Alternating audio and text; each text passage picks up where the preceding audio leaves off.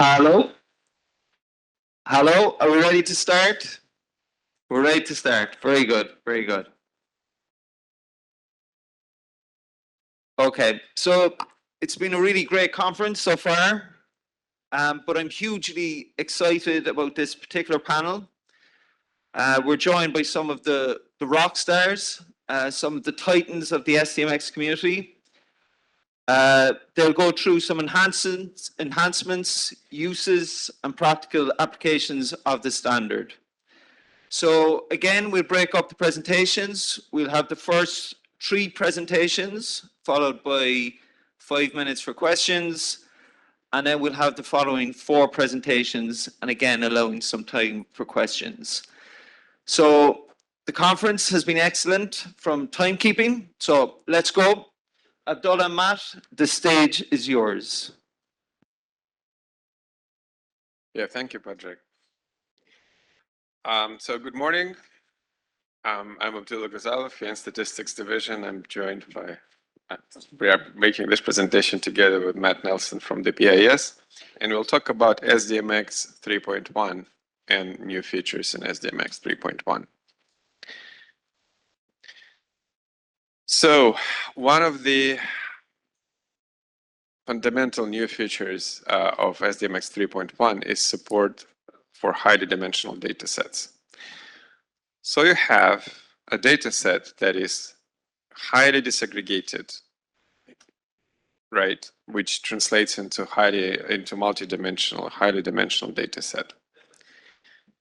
It is expected to have further breakdowns added in the course of use, and it will be used for both reporting and dissemination.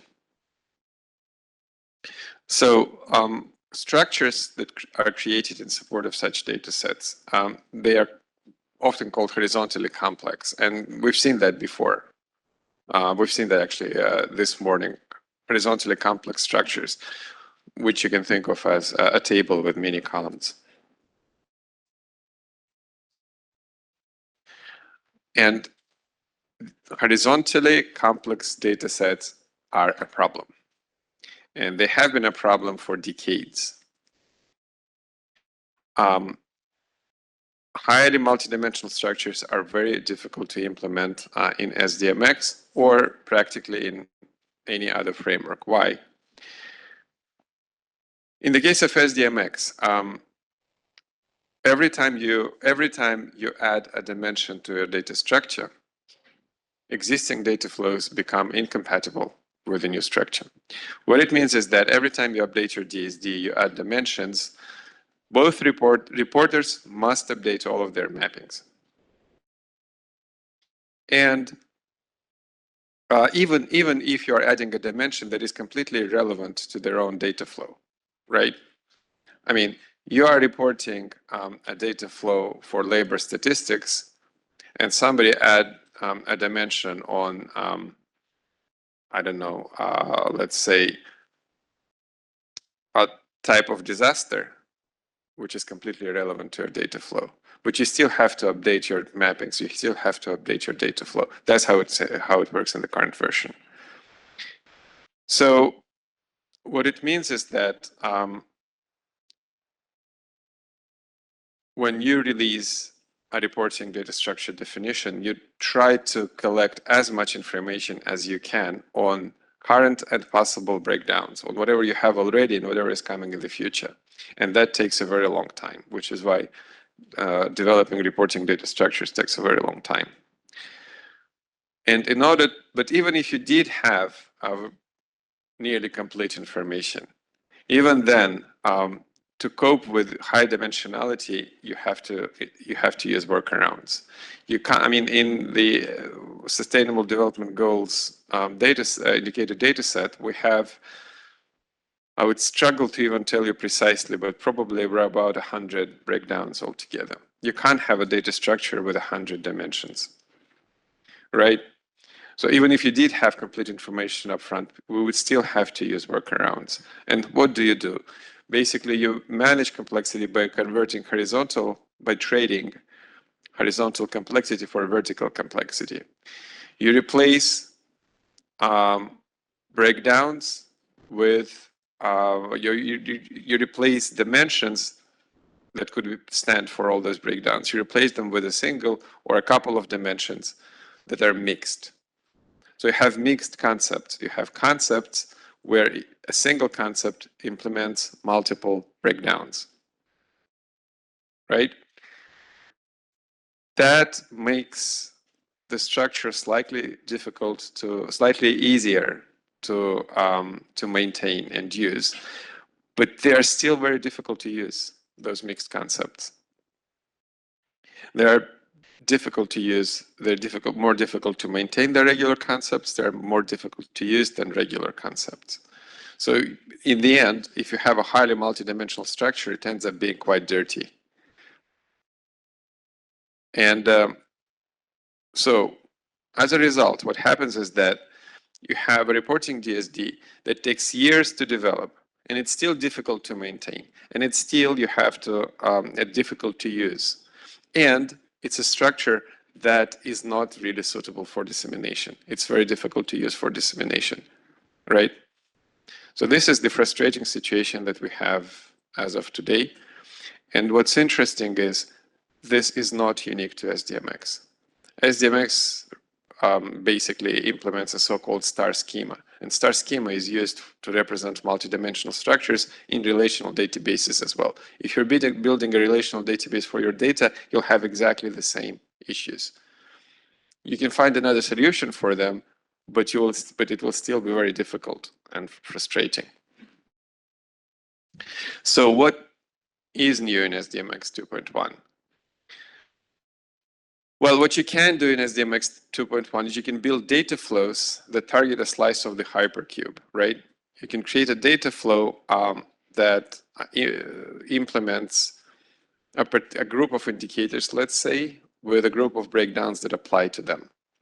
And these data flows, and data sets that correspond to those data flows, they stay valid even as you add dimensions to the parent data structure. Let's compare. In SDMX 3.0 and previous version, you add a dimension to the data structure definition, all existing data flows become invalid against the new structure. In 3.1 and above, you add dimensions to your data structure, existing data flows remain valid against the new structure. And I'm almost done, Matt. So the result is that basically in previous versions, you were forced into a waterfall approach. You had to have a complete information. Here you can have an agile approach. You can start small and grow large. So it's really a faster and agile development of reporting structures. You can have clean code concepts and code lists, which are equally suitable for reporting and dissemination. And that means that you'll have an improvement in interoperability and usability, and also reduced reporting burden. Over to you, Matt. Thanks, Abdullah. That was really nicely explained. And I'll just try and explain from the technical side the changes that were made to the standards to kind of demonstrate how this behavior works. So starting from a very simple data structure definition, in the interest of keeping the slide simple, we have employment data structure definition with 3 dimensions. And in SDMX 3.0, as Abdullah has said, if I want to add or remove a dimension from this data structure definition, it will break the data set. So at the bottom of the slide, we see here a data set which perfectly conforms to the data structure. Adding a dimension would break the data set. So we have 2 choices in SDMX 3.0. We either create a new data structure definition with a new dimension, or we move to a new version, a new major version of the data structure definition, which is shown in this slide here. So you see the middle data structure definition has the same number of dimensions, but we've changed employment status to employment economic activity. And the last data structure definition, we just remove all but one of the dimensions just to demonstrate how this can work. How does this work in SDMX 3.1? So at modeling time, we start with our data structure definition, but we know that this is likely to evolve over time. We don't know how because we don't as Abdullah says, we don't know all of the breakdowns we're going to have in the future, but we know this is going to evolve over time. So we have this new property called evolving, and we set this to true. And what this tells us is if we want to construct a data flow for this data structure definition, we must fix at the data flow level the set or subset of dimensions that it uses from that data structure definition. So, and this is to protect the data flow from change. So in this instance, the data flow uses all of the dimensions in the version 1 employment data structure. But then as we evolve the data structure by adding this new activity dimension,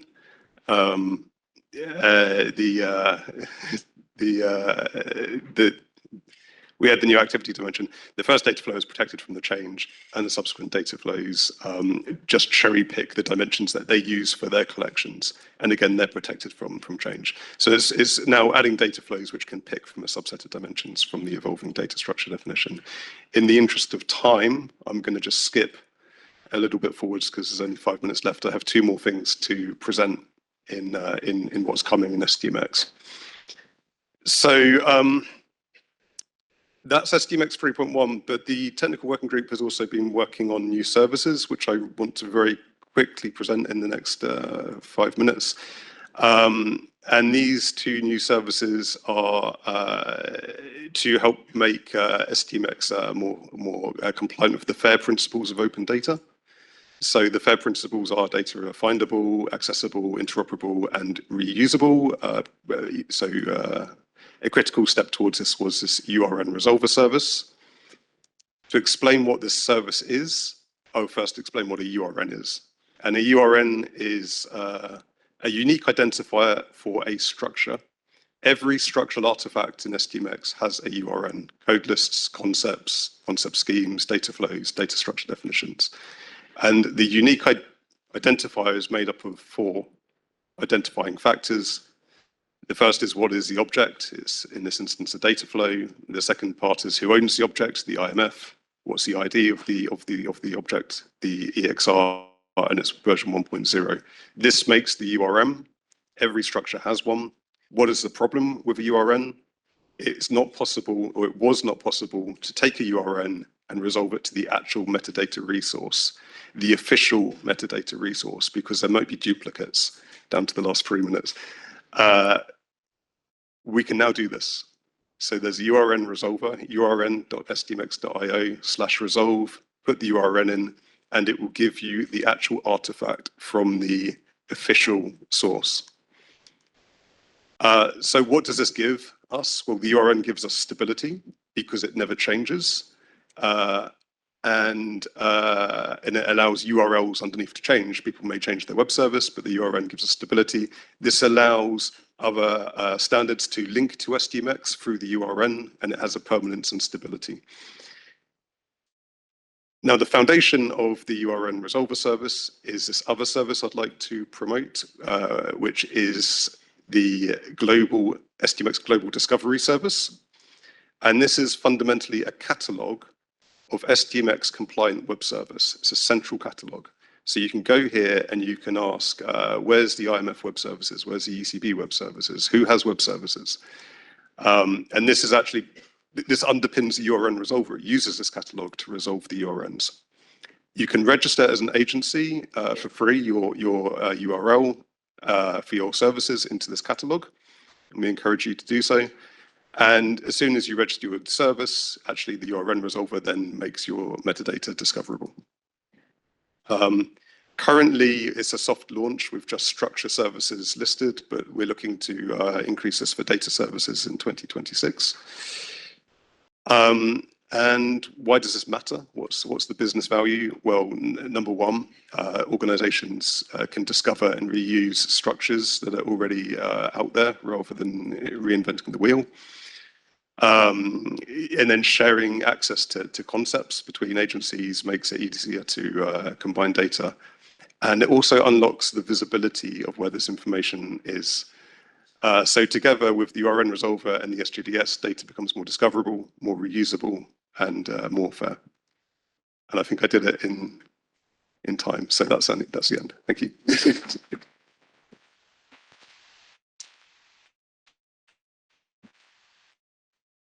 Thanks, Abdullah. Thanks, Matt. Huge benefits outlined there. And as you said, you got through an awful lot in 15 minutes.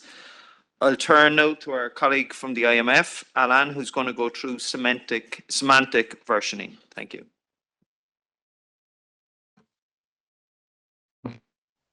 Okay, so we got a little preview of this yesterday. So now we're going to talk sort of in depth about semantic versioning and sort of using it to unlock the power of 3. It says O on the agenda, but I was reminded by the presentation before me, it's 3.12, right? So 3.x.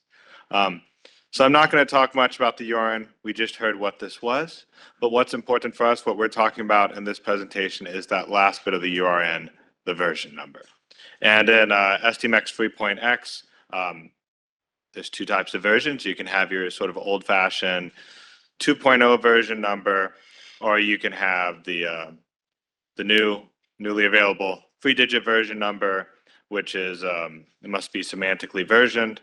And the goal of this talk is to tell you why, going forward, you should pretty much always use the 3-digit number and try to avoid using the 2-digit number. So first, a little reminder from yesterday, what is semantic versioning? Well, 3-digit version, each digit means something. If you're changing the first digit of your version number, it's a major change, not backwards compatible. A minor change would be backwards compatible. And a patch for a digit would be backwards and forwards compatible. And we also have this concept of an extension, which if it's present, your object can change. So this is a lot like the is final that we had back in STMX 2.1. So now, why am I here talking about versioning? Why do I have 10 minutes? Well, because to me, this is the best feature, the best new feature in the past few years of STMX, because it unlocks so many of the cool things that we've seen, some of the stuff that we just saw, some of the things that we've seen at the last global conference, some of the things that you'll see in the advanced capacity workshop tomorrow, right? So why is it so important? Well, because we can set up wildcard referencing. What does wildcard referencing allow you to do? Right, as we just saw, right, back in the day, you used to have to say, well, my DSD references version 1.5 of this code list. And if I ever want to update that code list, I need to go update my concept scheme and then my DSD and then my data flow. And it's a whole chain of sort of things that you have to do just because you want to update sort of one dependent artifact. So now with wildcard referencing, you don't need to do that. You get to say, what type of changes are you willing to accept? I'll take all major changes, or I'll just take the minor changes, or, I'm really particular, I'll take the patch changes. So like I said, this enables, the code list inheritance, which we didn't hear about today, but the evolving data structures, lots of other things, et cetera, right? Time travels in the et cetera. If I got cool stuff like that, just in et cetera, there's a bunch of other cool stuff too. So hopefully you're convinced, I want to use semantic versioning going forward so I can take advantage of all these new features. And I guess our personal lesson at the IMF, right? We recently launched a new data management platform based on STMX. Everyone says they want to be agile and they want an MVP. So we do that. We deliver them something without wildcard referencing, without semantic versioning. And what do we hear from our users? Why are we using STMX end-to-end? This is crazy. I can't update my code list without updating sort of everything that depends on it. Should we rethink this whole project? And like, just wait a few weeks. We're going to have wildcard referencing. It'll be okay. This is really should save a lot of time and effort on your side. So again, hopefully you're convinced. And you're asking yourself, okay, so I'm going to use wildcard versioning. I was half convinced yesterday. I'm all the way convinced now. So what? I'll just put a 0 after everything, and is that enough? I just get to pick what's a major change, what's a minor change. Do I have sort of complete flexibility? Or maybe I should just wildcard everything the major version. Then I never have to think about it again, right? Don't do that, right? This wasn't in the standard. So we said, what's missing? What sort of guidance do we want to give people? And we set up a joint task force between the TWG and the SWG set up guidance on, what does a specific change mean? We heard yesterday the question about, geographic code list, I'm changing the shape. What sort of change is that? Well, it's in our documentation. What should I do with wildcard referencing? How should I migrate? I already have a bunch of SDMX artifacts that are in 2-digit. How do I migrate them to semantic versioning? So that was sort of our goals. And over the course of probably about a year, I suckered people in. I told them it was only going to take 4 meetings. I think we probably doubled that. So we came up with some general guidance around sort of any maintainable artifact. I'm changing the name of my artifact. What sort of changes that? Detailed guidance when you're changing the references between your artifacts. So this is all sort of documented nicely for you. We have artifact-specific guidance for each type of artifact. Every sort of action that you can do to that artifact, we've detailed if it's a minor change, a major change, a patch. We've given comments, things for you to consider when you're making this, right? Because you always have the flexibility. What we've said in the guidance is you always have the flexibility. These are the minimum required sort of version upgrades, but you can always, something that was a minor, maybe for you, it's a major for some reason, maybe just because you want to. You have flexibility sort of to make it a larger change than it is required to be. And we also provided guidance on wildcard referencing. Don't just set everything to a major wildcard reference. You're probably going to hit problems.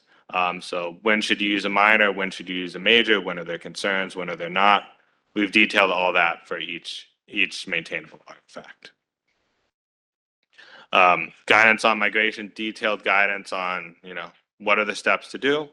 We have that too. So hopefully in this document, we sort of can answer all your questions about how to do this. And so the next step, so again, everything's documented now. It's on GitHub. You can take a look. But right now, these are sort of just like the rest of the content-oriented guidelines. These are guidelines. They're not part of the standard. So at this point, what's next? Well, what would be great is to have some feedback on the guidance. Where are things that we've sort of marked as major changes that are an issue for you, right? We just saw how adding a dimension is a major change. That created sort of some friction in this data collection exercise, so we needed a new feature, right? Are there other places where something being a major change creates friction? So feedback on the guidance, feedback maybe when you actually try to implement our migration strategy, you find something's missing and you want some guidance. So any feedback appreciated. Going forward, we intend to sort of keep this updated as we get SDMX 3.2. We'll add sort of the additional changes there. We'll have a new version of this guidance. And what's really important is, what we want is to get this guidance integrated into tools and integrated into the standard eventually. So the first step is to integrate it into tools. We would love the tool builders to not make their users guess that adding a code to a code list is a minor version change. We want that, we'd love to see all your tools just automatically version for people. That's what we do. We don't want everyone to have to go sit down and read all this guidance if we can avoid it. So hopefully tool makers can do that. And then the longer goal is to integrate this into the standard as well. Once we've received all the feedback, once everyone's happy, once we have some tools built against it, to really build it into the standard. Because if we have, if not everyone can support, for example, a major wildcard version at the data flow level, well, then when we're trying to reuse artifacts from a different institution against a different tool set, we might have problems. So all sort of agreeing on what are the allowed rules will sort of help with reusability going forward. So thank you. And there's our link.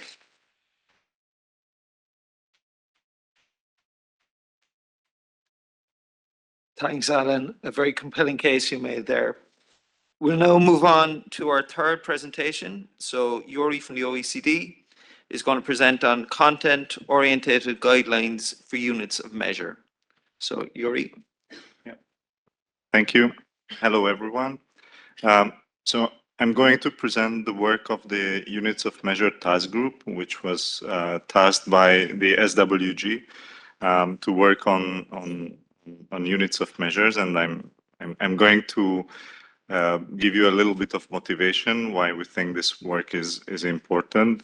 But let me just list the co-authors of the guidelines. So Stefan Kret from StatsCan, Zlatina Hofmeister from ECB, and Anastasia Samsonova, my colleague at the OECD, were working on this project in several iterations.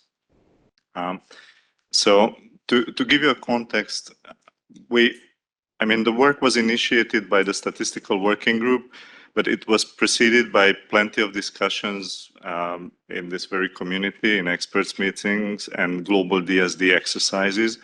And most recently at the OECD, through our large-scale migration project to the new .stat suite, we have gone through hundreds of data models, and the unit of measure is omnipresent, and it really makes a huge difference if you do it right or if you don't do it right. So I think that because of the omnipresence of this concept, even though it looks like just one concept of the many possible concepts, it has a critical role in how your data warehouse works and in how you convey information to the data warehouse users.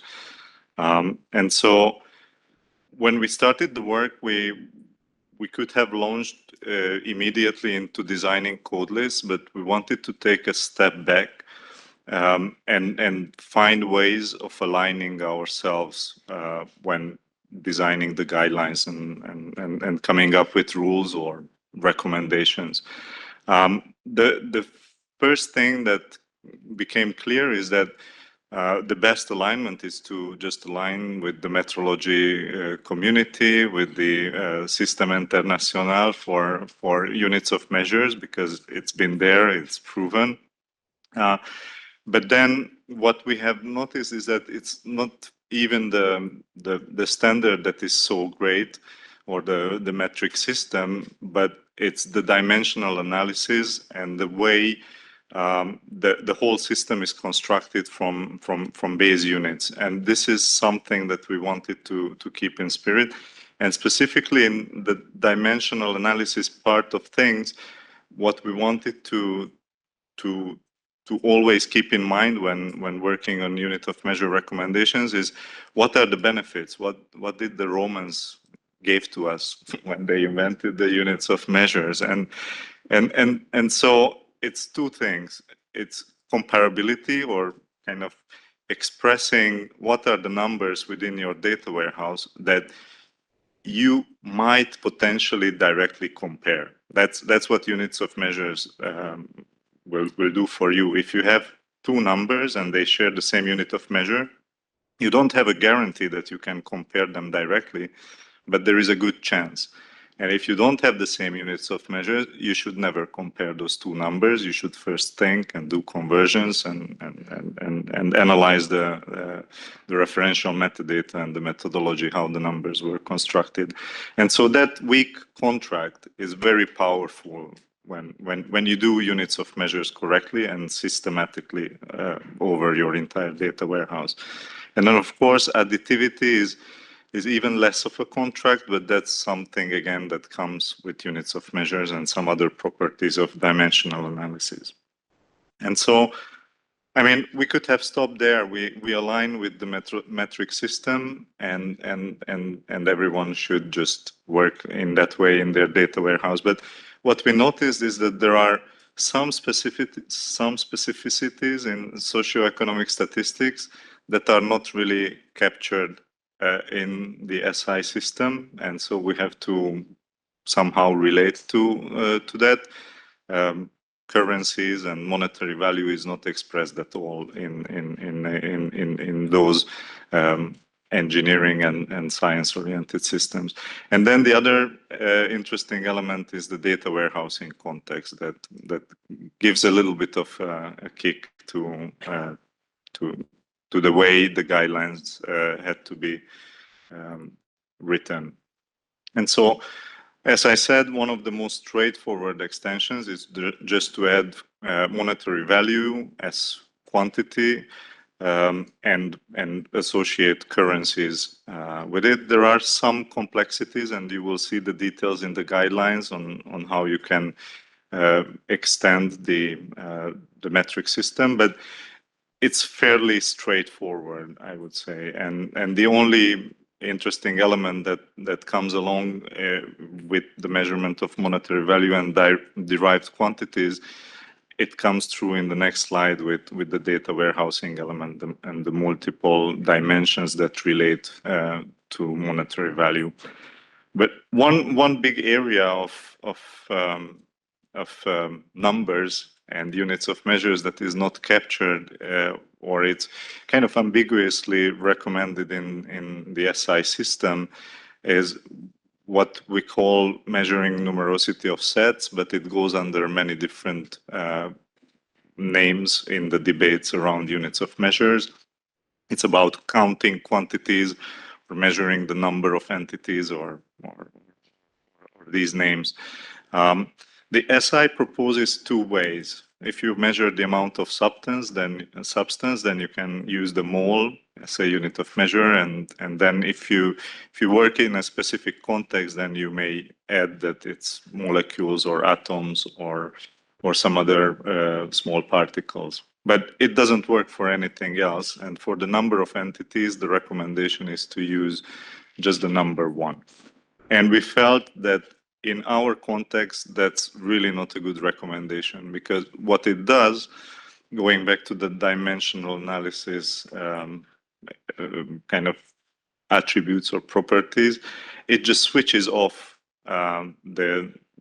this capability of hinting to the user what is comparable and what is not comparable. Everything that you count under this recommendation becomes just a mush of potentially comparable data, but with no hints of what's truly comparable and what is not. And so the guidelines actually give you some guidance on how to find the right level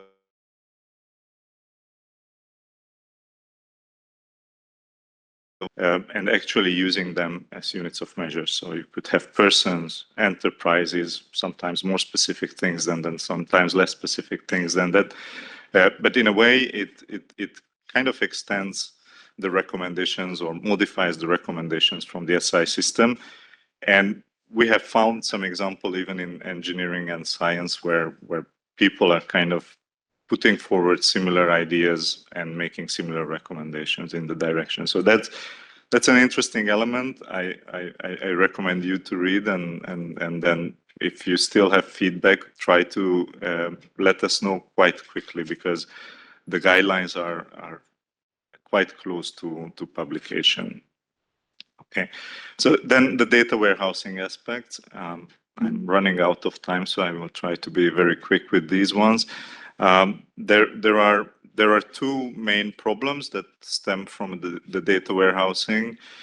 One is that units of measures quite often are captured on multiple dimensions in a data warehouse, and especially related to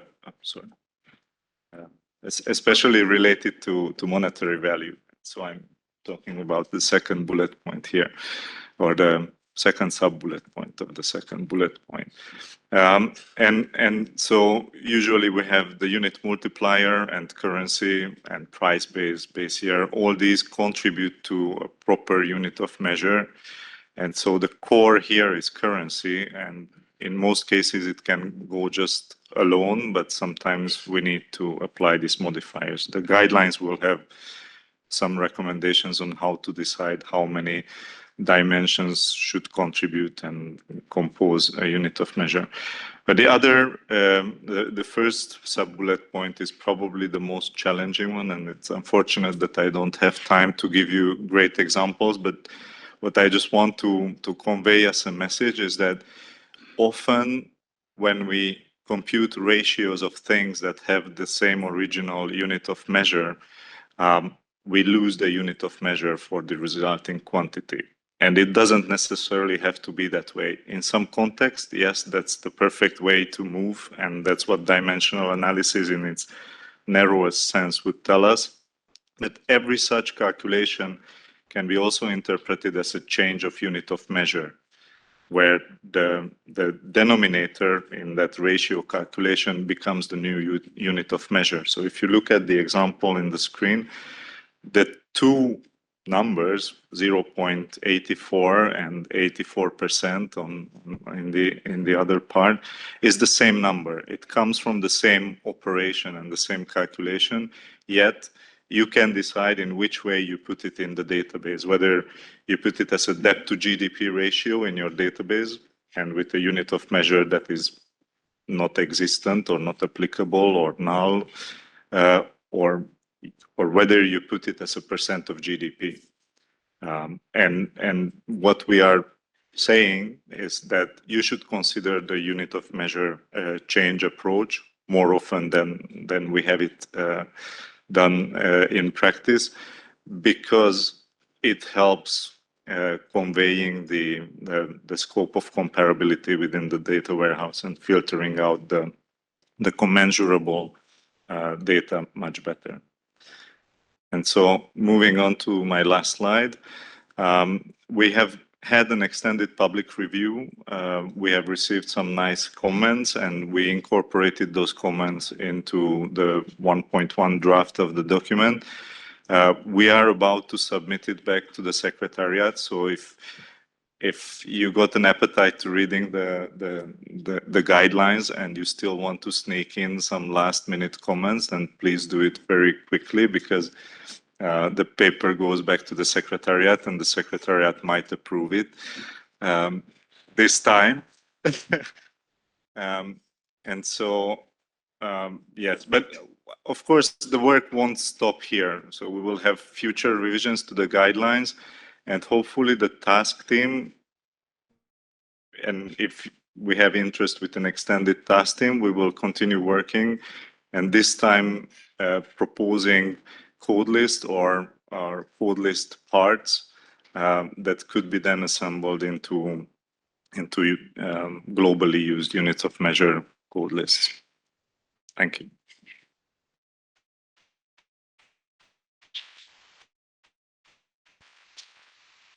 Thanks very much.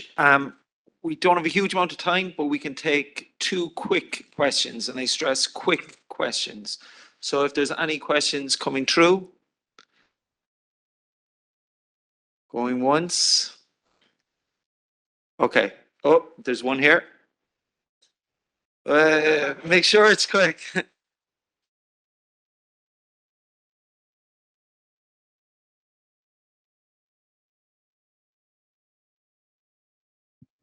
Thank you, but I would like to ask a question after the first presentation on 3.1, 3.0 and 3.1.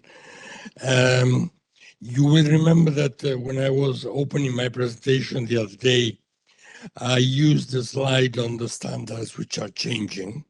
This was actually an old slide discussed with Arfan Gregory 15 years ago. We were dealing with 2.1. Standards change over time, there are versions. Changes always have some impact on the users. Users are not expected to always use the latest version.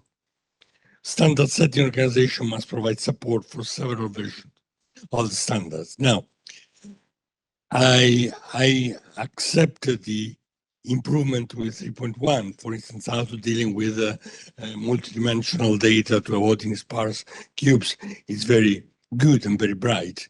But what can we offer to the organization which have already done a great investment in adopting 2.0 and 2.1? Is there any support technically? I'm looking at Matt, Stratos or Wells, or from a more management perspective. I doubt that there can be a technical solution, because if a standard is a major change, it's by definition backwards incompatible. But what can we offer to countries so that they can adopt 3.0? So it's not a matter of SDMX adoption, but I would say adoption and migration. I said that I was not sure it's quick.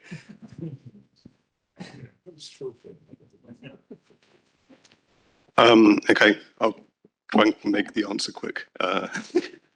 by not saying much. The kind of 3.1, the TWG are trying to do kind of more minor releases to the standard where the changes are non-breaking. So 3.0 works perfectly in a 3.1 system, but you can just continue to use 3.0 DSDs if you want. 3.1 is just this new property and capability. What do we need to do? We need to release the tools. So things like the structural metadata repositories in order to actually allow countries to support this, agencies to support this in their systems. And then from a kind of technical perspective, we release the schemas now on xml.stmx.org and json.stmx.org, and we allow a kind of almost like a semantically versioning link, so you can always have your tooling refer to the latest versions of the schemas. So there's little things we're doing, but we're trying to keep the changes small. So we're moving away from a big bang approach of 10 years and there's a whole new standard. It's small incremental releases which are backwardly compatible. Thanks very much, Matt, and thanks to all presenters. So we'll switch up again. Thanks very much.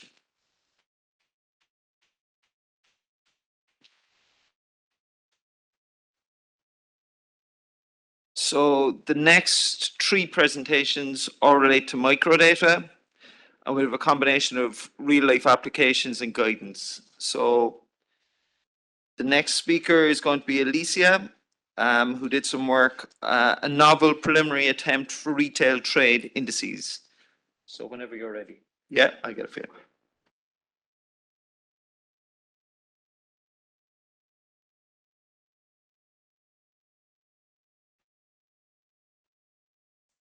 Okay, can you hear me? Perfect.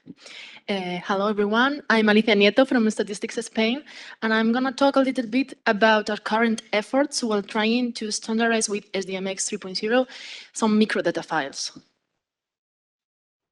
After a short introduction, I'm going to talk a little bit about the first steps while trying to learn the model. And then I'm going to explain how our internal microdata metadata system works. And then I'll move on to the actual proof of concept. So in Statistics Spain, unfortunately, we neither have our metadata standardized or harmonized. That's the reason we're actually exploring standards for microdata. And that's the reason we explored DDI Lifecycle 3.0. We did a proof of concept, and now we are exploring SDMX 3.0. Parallelly, we are still struggling with data harmonization, you all know, but we are talking about a little bit about the standard part. So after the learning part, the trading courses that are already available and all of that stuff, we went just to search for SDMX 3.0 examples for microdata, and unfortunately we couldn't find them. That doesn't mean that there are no, I'm pretty sure that there are fully publicly available examples, but we couldn't find them, and because of that we tried, we had a look to SDMX 2.1 microdata examples, and that's when a PPP example comes in. And okay, the similarities between purchasing power parity and a retail trade index survey are almost no one. There's there's not something common, but we really needed to look at an example of 2.0 SDMX microdata with several variables, several measures, and that's why we analyzed this example. With this experience and these ideas and this inspiration, we then move on to have a look to the DSDs of BCI's Business as Consumer Service survey, which its retail trade index belongs to. Because those two classifications, not classifications, but these two code lists that appear in the screen, in the slide, activity and product, do already belong and appear in the DSD for the aggregated part. So we really have to take them into account while doing the DSD and the data modelization through the microdata part, because it already appears in some parts. So after having a look to the DSDs for DSDs 2.1 example and the DSD of BCS, we went just straight to our microdata. Before doing the proof of concept, I'm gonna explain a little bit how our metadata system works. Well, what you can see here is an extract from an XML, Excel, it's an XML, but we've got RX scripts to do the conversion between XML and Excel. And the intermediate steps after the data collection during the statistical process that are here remarked FG, FD, FF, the metadata of these 3 steps and these 3 files that are microdata are collected in one Excel file. That's the one you can see here. These extracts, this fragment, all the variables that appear are referred to the same concept, turnover. And we use qualifiers, this economic activity and region, to identify each variable itself, because it adds enough variable metadata information to identify each variable. So one whole XML, one Excel for the middle parts of the statistical process with the metadata condensed. Here's an example of how our microdata works with several with several variables. The 24 variables that I'm telling you that are related to turnover, here's the example. Some of them are for different regions and some of them for different economic activities. Well, with the first attempt we did, having this modelization in production, while trying to implement it in ESDMX 3.0 was, okay, we've got 24 microdata variables. So we are going to establish 24 measures. Well, as you may guess, it's not a very good attempt. Daniel last year in Amsterdam told us, fortunately, because this is not maintainable. So we decided to define another data modelization. Now, all these turnover variables are not 24 measures, because that doesn't, as I mentioned, is not maintainable, but one, turnover. And this is the example of the N cube. And we continue doing exactly the same with the rest of the measures. And here's the final modelization that we already have. We've got all of that measures, several attributes. Imputation status that is remarked here is because it can take values from an array. That's something very 3.0. And those 5 dimensions that you can see there with the classifications that I mentioned in the first part of my presentation that came from the BCS DSDs. So, perfect. Okay, let's move on a little bit on the conclusion part. Well, we couldn't find examples. That's our first conclusion. I mean, I'm sure that there are a lot, but we couldn't find them. And then, as you may think, obviously, a lot of problems doing the data modelization part. Here, I wrote 2 examples. The first one is the fact that we already have in each file 2 IDs coexisting at the same time. That was a problem because what's the solution? Defining two dimensions? There's no. One for one dimension and one attribute? No, because sometimes each ID it's an identifier. So we decided to put it one ID in the dimension list, and the other is a measure. And several problems while trying to attempt and trying to do the data modelization. And I think I have time enough. The other example is that in the questionnaire is asked for the total turnover, and also it is calculated. So These type of things that each stakeholder for them is very, very important to take this into account and to not modify the structure and the data modelization. We really struggle to do it in SDMX 3.0. So also a conclusion that's obviously it was a bit difficult and time and complex task to be done, but we really learned a lot, and it made our infrastructure far better than our first attempt. So that's it. Thank you very much.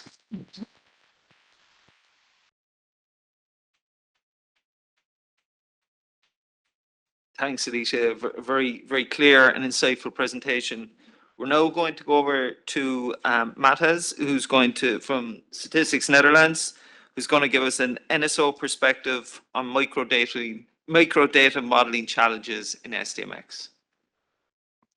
Thank you, Patrick, and nice to see you again. So this time I'm doing my own presentation, but the topic is the modeling challenges for use of microdata, particularly from the NSO perspective. Now, when I prepared the abstract for this, I wanted to describe the use case scenarios, the challenges and possible solutions. Oh, I think I will need the...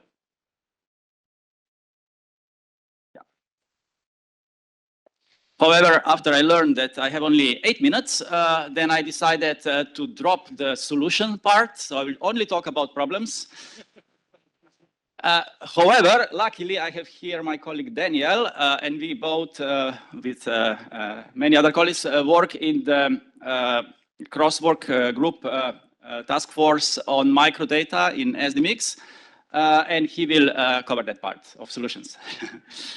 So basically, the kind of business context for this is, in case of Statistics Netherlands, our data strategy, which has a vision that we should become more data-centric as an organization. So that means that we want to decouple the data from all sorts of silos that they are locked in at the moment. And also, we want to create some sort of a better coordination internally, better ways to find the data, the right data, to describe it. So basically apply FAIR to also our internal data, not only for the data that we published, and also so to be in control of data, and also to connect to external data ecosystems. One example could be the AI used in the future, which also requires standardization. So the reason why we are going for SDMX is, of course, our project that was already presented by Marco yesterday. So with the modernization of our data dissemination, we are introducing the SDMX, but it would be nice to extend SDMX a little bit further to the internal processes, because then you can kind of benefit from the shared information model and further enhance the automation. So if I'm now a little bit more generalize this from the NSO perspective, so data-centric approach requires standardized metadata across the data lifecycle. And in principle, SDMX has a potential to be used as information model, but we already heard from Alicia that there are some challenges. There are not many use cases where we could learn from, but there are some areas where this could be used. Yeah, I have listed some potential use case scenarios, but in our case, it's really about internal data infrastructure, kind of data lakehouse approach that we call data market. You know, in the Netherlands, each city in each town has a market on a market day. And you have like a fish stand, and you have, I don't know, clothes stand. So everything is like, regardless which town you go to, you will immediately know where you can buy something. And we would like to see something similar to our internal data. So in terms of the this presentation, what I will try to do is to show modeling challenges with microdata on concrete use cases that we really have in our organization, and on three different levels. So on the conceptual level, I already mentioned in my previous presentation a little bit like about that. So they are also in terms of microdata versus macro data, some terminological challenges. For example, yeah, we tend to use variable term a lot in microdata world, and in kind of SDMX world, it's a dimension. We have challenges on the logical level because you need to document relationships between the data sets if they are microdata sets. And in kind of presentational level, there come complications such as sentinel values, the classification levels and stuff like that. And I'm not covering the technical level because that's not really probably a modeling challenge.